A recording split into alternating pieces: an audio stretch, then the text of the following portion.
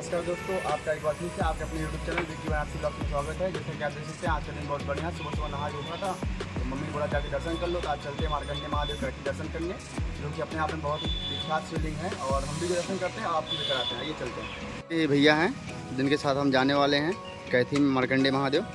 हम और भैया अभी निकलेंगे और यहाँ से 40 किलोमीटर की दूरी पे है। बहुत लोग को आइडिया नहीं है इसके बारे में, लेकिन आज आपको ले चलते हैं, वहाँ के भी दर्शन कराते हैं। बहुत ही भव्य शिवलिंग है। फाइनली हम निकल चुके हैं और ये जो रास्ता दिख रहा है फ्लाईओवर, इसी रास्ते से होते हुए आशापुर होते हुए चौबेपुर होते हुए सीधे निकलेंगे हम लोग मार्कंडे महादेव कैथी के लिए। और आधा से पौना घंटा समय लगेगा, इसलिए आगे का बीच का जगह को दिखाते रहेंगे हम। पहुँचने के बाद आपको भव्य दर्शन कराएंगे आज, और हम खुद भी करेंगे। देख सकते हैं कितना ही प्यारा मौसम है आज का, और पूरा बादल घिरा हुआ है, बारिश होने की संभावना है।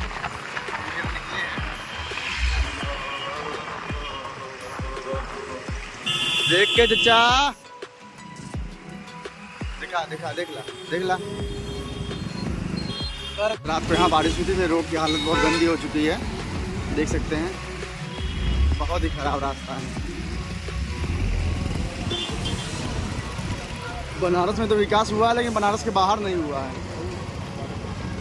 देख रहे हैं कितनी समस्याएं हो रही है।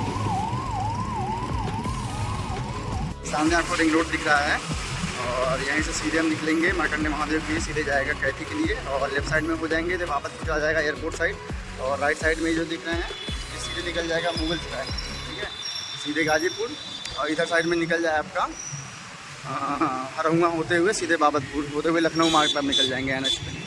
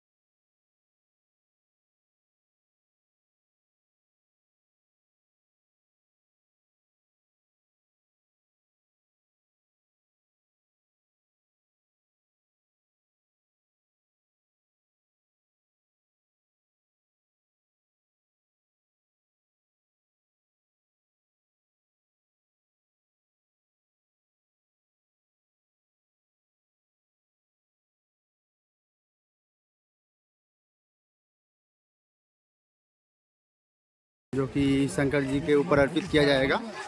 यहाँ की यही मान्यता है। तो कभी भी आएँ तो पहले गंगा तट पे आएँ, गंगा यमुना के संगम तट पे, और यहाँ पे आके स्नान करके उसके बाद यहाँ से जल ले जाके शंकर जी को अर्पित करें। तो ये आपकी हर मनोकामना पूर्ण होगी। कांवड़िया वाले नाव से जा रहे हैं। फाइनली घाट पहुँच चुके हैं हम। अब आइए पहले गंगा माता का आशीर्वाद लेते हैं, उसके बाद एक जल लेते हैं और जल लेके फिर चलते हैं शंकर जी के पास। आपको वहाँ का दर्शन कराते हैं भव्य। ध्यान दीजिएगा, है बनारस में ही, लेकिन बनारस से 35 किलोमीटर दूरी पे बसा हुआ है। मार्कंडे माँ गए हैं माता का आशीर्वाद लेने, वो ले लेंगे, उसके बाद फिर हम भी जाएंगे। देखिए पेट्रोल पंप वाले नहा रहे हैं, आइए दिखाते हैं आपको। राम राज फिर आएगा।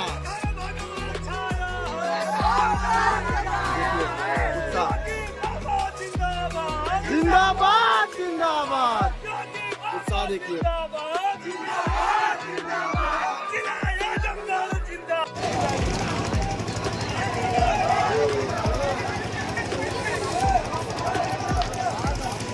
अब देख सकते हैं मंदिर का मेन एंट्री गेट यही है, ये सामने जो आपको दिख रहा है। यही एंट्री भी है, ये एग्जिट भी है, ठीक है। और यहाँ से इस साइड से नॉर्मल एंट्री होती है, ये 20 से जा रही है, यहाँ से वीआईपी एंट्री होती है, ठीक है। और सीधे ये मंदिर सामने आपको दिख रहा होगा, ले चलते हैं आपको सीधे मंदिर के पास हम। सामने आप देख सकते हैं ये स्टाफ की लाइन है, वीआईपी लाइन है, तो यहाँ से आप जा सकते हैं। और ये अगल बगल सब प्रसाद मिलता है यहाँ पे, ठीक है। और ये सामने मंदिर है 50 मीटर दूरी पे।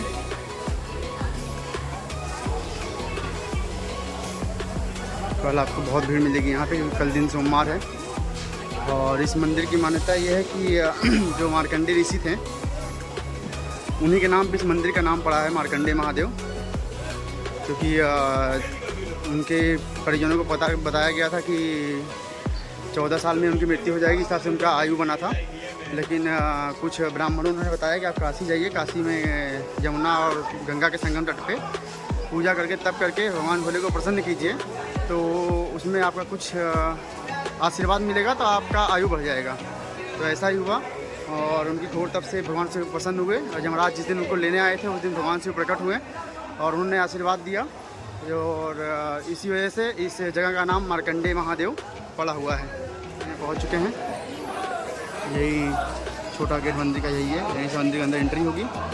और इस मंदिर की मान्यता ये है कि शिवरात्रि के दिन और शिवरात्रि के एक दिन बाद भी कभी भी यहाँ पे आप आएंगे तो बेलपत्र पे राम लिख के और भगवान शिव के प्रतिमा पे अर्पित करने से पुत्र रत्न की प्राप्ति होती है। ये यहाँ की बहुत बड़ी मान्यता है। और शिवरात्रि के यहाँ बहुत ज़्यादा भीड़ होती है। और बाकी का अंदर आइए आपको दिखाते हैं। लेकिन ये जो पुत्र रत्न की प्राप्ति वाली बात है, ये बिल्कुल सत्य है। देख सकते हैं, लगता है शंकर जी प्रसन्न हो चुके हैं और इसलिए यहाँ बहुत तगड़ी बारिश चालू हो गई है। मौसम भी काफ़ी ठंडा हो चुका है, लेकिन हम लोग फंस चुके हैं यहाँ पे। बारिश बहुत तेज़ हो चुकी है यहाँ पर, देख सकते हैं एकदम घंघोर बारिश हो रही है। भैया जानते हैं कि इस मंदिर के बारे में, यहाँ की मान्यता क्या है और यहाँ लोग इतने श्रद्धालु आते क्यों हैं, बताइए भैया। मार्कंडे महादेव मंदिर का पुजारी अजय कुमार रिंकू बाबा। हाँ, यह ऐसी जगह है जहाँ यमराज को भी हारना पड़ा। जी, तीर्थों में दुर्लभ तीर्थ माना जाता है मार्कंडे महादेव। यहाँ एक श्लोक है, कहा गया श्री महाभारते वन करोते युधिष्ठिर नारदे वचनम मार्कंडेय राजेंद्र माता जो दुर्लभम गोमती गंगा शिव संगमे लोक विश्वते गंगा गोमती के तट पर मार्कंडे जा तीर्थ होना दुर्लभ। जी, मृकंड पुत्र मार्कंडे, मार्कंडे जी के पिता का नाम मृकंड ऋषि था, जो कि नैमिषारण्य क्षेत्र सीतापुर डिस्ट्रिक्ट के रहने वाले थे। अच्छा। यहाँ पे 88,000 ऋषि तप कर रहे थे। उस 88,000 ऋषियों में एक मृकंड ऋषि थे, जिसके पास पुत्र पुत्री कुछ भी नहीं था। जी जी, इनको लोग कटुवचन बोलते थे, ताड़ना देते थे, बिना पुत्रो गति नास्ति, बिना पुत्र की गति बनने वाली नहीं है। कटुवचन को सुनते सुनते उग गए, चल दिए तप करने के लिए। तपस्या का 3 स्थान पाया जाता है, तपोवन, वृंदावन, आनंद वन। वृंदावन माँ विंध्याचल देवी, आनंद वन बाबा विश्वनाथ की नगरी, काशी तपोवन कंटक वन स्थान है जहाँ पे आज आप लोग विराजमान है। वहाँ से आते हैं माँ विंध्यवासिनी क्या, माँ विंध्यवासिनी की आराधना करते हैं। माँ विंध्यवासिनी प्रसन्न होती है, कहती है बेटा क्या चाहिए, कहे माँ मुझे पुत्र चाहिए, कहना यहाँ पे देवी का चमत्कार और सिद्धियाँ मिल सकती है। तुम्हें पुत्र प्राप्त करना, जाओ आनंद वन बाबा विश्वनाथ की आराधना करो, तब तुम्हें पुत्र होगा। वहाँ से आते हैं काशी में, बाबा विश्वनाथ की आराधना करते हैं। बाबा विश्वनाथ प्रसन्न होते हैं, कहते बेटा क्या चाहिए, कहे प्रभु मुझे पुत्र चाहिए, कहे ना यह आनंद वन काशी है, तुम आनंद में भी भोर जाओगे। जितना चाहो उतना आनंद ले सकते हो। तुम्हें पुत्र प्राप्त करना, जाओ आदि गंगा गोमती के किनारे जाकर के भगवान शिव की तपस्या करो, तब तुम्हें पुत्र होगा। गंगा के पहले की गोमती नदी है जिसको आदि गंगा गोमती के नाम से जाना जाता है, तो वहाँ से आते हैं यहाँ पे आदि गंगा गोमती के किनारे आकर के भगवान शिव की घोर तपस्या की है। भगवान शिव स्वप्न में प्रकट हुए, कहे बेटा क्या चाहिए? कहे प्रभु मुझे पुत्र चाहिए। कहे ना तुम्हारे पास तो पुत्र का योग ही नहीं है, पुत्र होगा कैसे? तो मृकंड ऋषि ने भगवान शिव से कहा कि भाभी मेट सतह त्रिपुरारी जी, मतलब ब्रह्मा की लिखी हुई लेखनी को कोई काटने वाला है तो नहीं है, सृष्टि की रचना करने वाले हैं, तो आपके सामने कुंडली योग नक्षत्र हस्तरेखा क्या है, आपका मुझे आशीर्वाद चाहिए। कर्म प्रधान होता है, मृकंड ऋषि का कर्म प्रधान था, इसलिए भगवान शिव उनके कर्म के आधार पर प्रसन्न होकर को उनको अल्पायु पुत्र का वरदान देते हैं। उनके आशीर्वाद सुनने में आया जो वरदान दिए, जो उनको पुत्र प्राप्त हुए थे, उनकी आयु 14 वर्ष थी, केवल 12 वर्ष। 12 वर्ष। अच्छा। उनके आशीर्वाद से एक बालक होता है जिसका नाम भगवान शिव ने ही मार्कंडे रखते हैं। अच्छा। उनकी अल्पायु थी, उनकी आयु केवल 12 वर्ष। जब धीरे धीरे करते करते 10 वर्ष बीत जाता है, उनके माता पिताजी को पता चल जाता है कि नहीं मेरे बेटे की आयु 12 वर्ष है, 10 वर्ष बीत चुका, शेष 2 वर्ष बाकी है, 2 वर्ष में मेरे बेटे को मृत्यु लोक में जाना, मुझे फिर उसी तरह हो जाना। यही सोच करके उनके माता पिता लगे चिंता करने। तो एक दिन अपना मार्कंडे जी देखे कि माता पिता दोनों चिंतित बैठे हैं, जाके पूछते हैं पिताजी आप क्यों चिंता करते हो?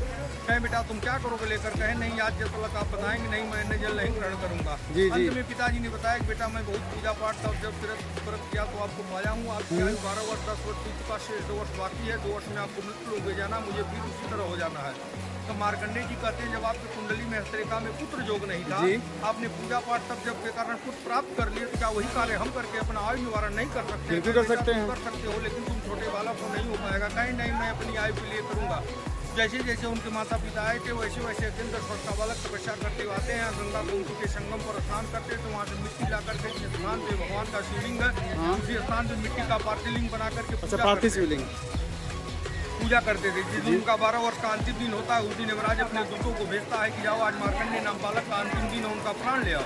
यमराज के दूत लोग आते हैं, देखते हैं मार्कंडे जी पूजा में लीन है, उनके शरीर से इतना तेज निकल रहा है जैसे लग रहा है चारों तरफ अग्नि की ज्वालाएं जल रही हैं। जाकर यमराज से कहते हैं मेरे बस का कार्य नहीं गए। क्यों? मैं मार्कंडे से तेजस्वी वाला का तलक हमने देखा ही नहीं, उसकी रक्षा स्वयं अग्नि कर रही हूँ, जो जाएगा जलकर भस्म हो जाएगा। यमराज कहता है तुम ठहरो मैं जाता हूँ। यमराज स्वयं भैंसे पर सवार होकर के फांस का फंदा लेकर के आता है, देखता है कि मार्कंडे की पूजा में लीन है, कुछ दूर से वो फांस का फंदा फेंक देता है, उसे खींचना चाहता है। तब तक मार्कंडे जी की नेत्र खुल जाती है। जब उनकी नेत्र खुल जाती है तो अगल बगल उनको कुछ पकड़ने का सहारा था नहीं, वो सोचे अब हम किसी चीज़ का सहारा नहीं लेते हैं तो काल मुझे खींच ले आएगा। तुरंत भगवान को साक्षी मान के भरकवार ऐसे मिट्टी का जो शिवलिंग था वही पकड़ के 3 बार कहते हैं चंद्रशेखर चंद्रशेखर चंद्रशेखर पाई माम, चंद्रशेखर चंद्रशेखर चंद्रशेखर रक्ष माम, चंद्रशेखर माश्रे ममकिन परिषद वही मोह प्रभु मेरी रक्षा करिए, आपके सिवाय दुनिया मुझे बचाने वाला कोई नहीं है। 3 बार एक एक ध्यान करते हैं, मिट्टी का शिवलिंग फट जाता है, भगवान शिव शिव से प्रकट होते हैं। देखते हैं यमराज के ऊपर त्रिशूल चलाना चाहते हैं, यमराज हाथ जो के नतमस्तक हो जाता है, प्रभु ये क्या सृष्टि का संहार हो जाएगा। यमराज से पूछते हैं तुम कौन हो? यमराज बोलता है प्रभु मैं तो मार्कंडे का काल बन गया हूँ। तुम काल हो मैं क्या हूँ? मैं आपको कालों के काल महाकाल है। जब जानते हो कि मैं महाकाल हूँ तो महाकाल के सामने काल की क्या आवश्यकता है? मार्कंडे किसका दिया हुआ बालक है? अगर तुम लोगों का दिया हुआ बालक है तो तुम लोग पास कहीं लिखित होगा कि नहीं मार्कंडे की आयु 12 वर्ष दिखा तो ले जाओ। जब मेरे आशीर्वाद से इनकी पैदाइश है तो मेरे आयु से इनकी आयु होगी, मनुष्य की आयु से इनकी आयु नहीं होगी। पहले तुम मेरी आयु की गणना करो, इसके बाद मार्कंडे की आयु की गणना करना। 4000 युग बीतता है तो ब्रह्मा का एक दिन होता है, भगवान शिव की एक पलक गिरती है तो भगवान शिव ने अपनी आयु से मार्कंडे की आयु 12 वर्ष दिए थे, मनुष्य की आयु से नहीं दिए थे। कोई जाकर के भगवान शिव मार्कंडे जी कहते हैं बेटा वर मांगो, तो मार्कंडे जी वही वर मांगते हैं, उनको मृत्यु का आशीर्वाद देते हैं। इसके बाद मार्कंडे जी वही वर मांगते हैं कि जैसे मेरे माता पिता पुत्र के लिए अनाथ थे, मैं आयु के लिए अनाथ था, वैसे मेरे दरबार में जो प्राणी आए दर्शन पूजन करे, संकल्प है उसकी मनवांछित मतलब हर मनोकामना। कहा जाता है कि लोग कहते हैं कि यहाँ की मान्यता है कि शिवरात्रि के दिन अगर बेल पे राम नाम लेके चलाते हैं तो यहाँ से पुत्र रत्न की प्राप्ति होती है। ये साल का 12 महीना 365 दिन यहाँ राम लिखा हुआ बेलपत्र, भगवान यही एक ऐसा स्थान है जहाँ की राम राम लिखा हुआ बेलपत्र तीर्थों में मिलता है और कहीं तीर्थस्थलों पे राम राम लिखा हुआ। तो जो पुत्र की प्राप्ति वाली बात है वो सत्य है? जो सत्य है। 100 में 99% 1% इधर उधर होता है, नहीं तो 100%। 1% जिसकी नीयत सही नहीं है, वही पूर्व जन्म का जिसका संस्कार गड़बड़ है, वही 1% में लोग नहीं, 99% लोगों को यहाँ कल्याण होता है, मनवांछित फल प्राप्त। चलिए ठीक है, बताने के लिए बहुत बहुत धन्यवाद आपका। महादेव। ये देखिए हम मेन गेट से एंट्री कर रहे हैं।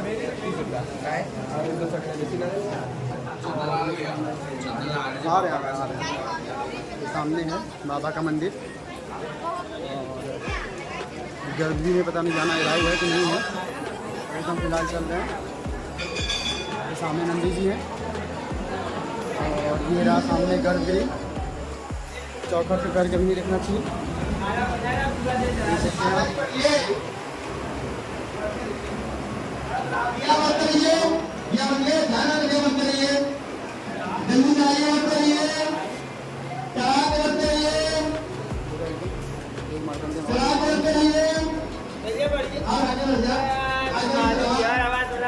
बाबा का आशीर्वाद फाइनली मिल गया, हमें दर्शन प्राप्त हुआ और इस गेट से हम एग्जिट कर चुके हैं और आगे बाहर का आपका दिखाते हैं सारा। ये देखिए पूरा मंदिर द्वार है, अंदर का मंदिर परिसर। ये भैया देख लीजिए, ये बाबा का टीका लगाते हैं, जिनसे अभी हम भी टीका लगवाएंगे। ठीक है,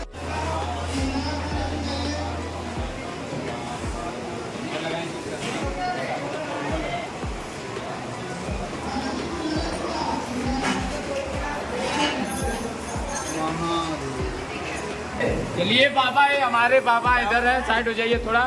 ये वो मारकंडे जी है, इधर शंकर जी है।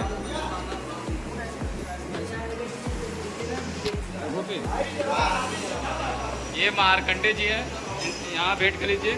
ये पुत्र आयु ग्रहबाधा नौकरी चाकरी, यहाँ विशेष संकल्प होता है, एक लोटा जल चढ़ाने पुत्र की प्राप्ति होती है। ये हम बाबा है, इधर मारकंडे जी सावन में जल चढ़ता है यहाँ। ये बाबा लोग हैं, वो हमारे भैया हैं, उधर भैया दिए फ़ोन वीडियो बनाने के लिए। ये देखिए मारकंडे जी, उधर देखिए नंदी जी हमारे। इधर से भीड़ आती होती है, इधर से मारकंडे, इधर से निकलने का द्वार है। ये मारकंडे महादेव का ब्लॉग मैं यही समाप्त करता हूँ और ऐसी वीडियो के लिए हमारे साथ बने रहें। हमारे चैनल को सब्सक्राइब करें, लाइक करें और जितना हो सके शेयर करें। जय हिंद।